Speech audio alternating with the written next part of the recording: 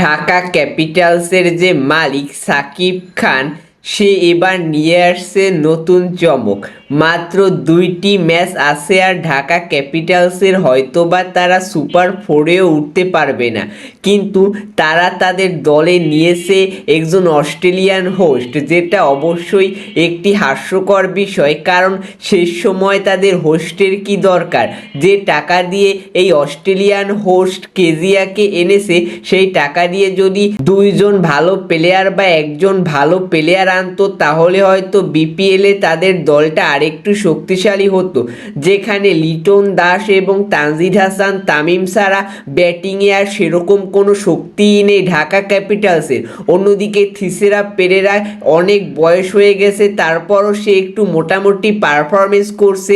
এই 3জন বাদে ঢাকা ক্যাপিটালসের সাব্বির রহমান একটু পারফরমেন্স করে, তাছাড়া অন্য যারা রয়েছে তাদের পারফরমেন্স আহামরি নয়।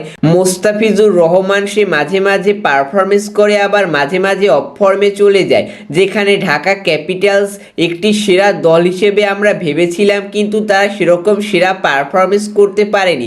তারা চাইলে এই যে তাদের 2টি ম্যাচ রয়েছে, সেখানে তারা কিন্তু বিশ্বমানের ক্রিকেটার আনতে পারতো, কিন্তু তারা তা না করে শেষ 2টি ম্যাচের জন্য এনেছে একজন হোস্ট, যেটা অবশ্যই হাস্যকর একটি ঘটনা।